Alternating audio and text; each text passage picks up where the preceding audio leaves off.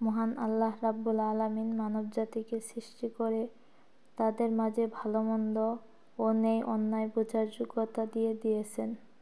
তিনি ন্যায় ও অন্যায় দুটোই সৃষ্টি করে পৃথিবীকে পরীক্ষা ক্ষেত্র বানিয়েছেন। যারা ন্যায় ও সৎ পথ অবলম্বন করে তারা আল্লাহর সন্তুষ্টি লাভ করে, আর যারা অন্যায় পথ অবলম্বন করে তারা নাফরমান হয়ে আযাবে নিপতিত হয়। নেক আমল ও ভালো কাজ করলে আল্লাহ তাআলা যেমন খুশি হন, তেমনি বদ আমল ও গুনার কাজ করলে তিনি নারাজ হন।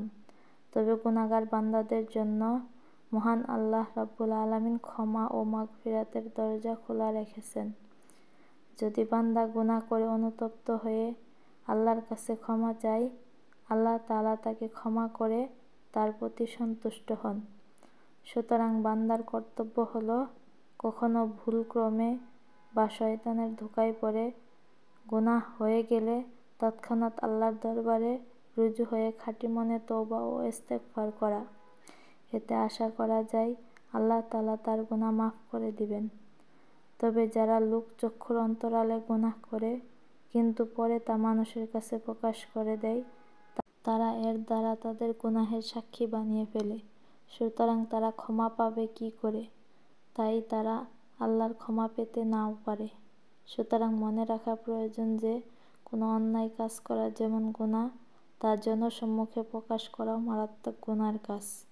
এ সম্পর্কে হযরত আবু হুরায়রা রাদিয়াল্লাহু তাআলা আনহু বলেন, আমি রাসূল সাল্লাল্লাহু আলাইহি ওয়াসাল্লামকে বলতে শুনেছি, আমার সব উম্মতকে মাফ করে দেওয়া হবে, কিন্তু যারা আপন গুনাহ জনসম্মুখে প্রকাশ করে তাদের গুনাহ মাফ করা হবে না।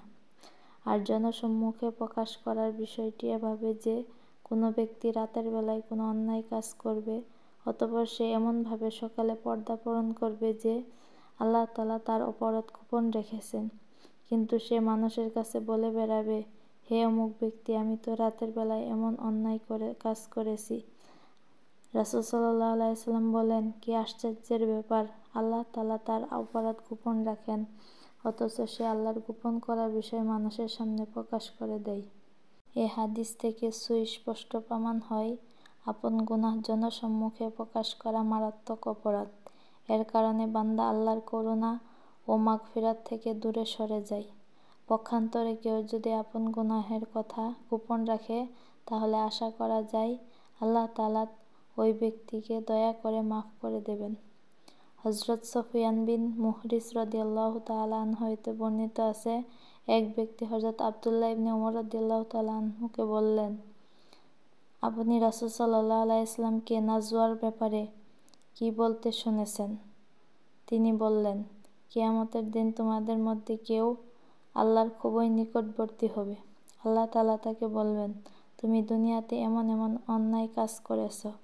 সে স্বীকার করবে এবং বলবে, জি আমি করেছি। তখন আল্লাহ তাআলা বলবেন, আমি দুনিয়াতে তোমার দোষ গোপন রেখেছি, আজকে আমি তোমাকে মাফ করে দেব।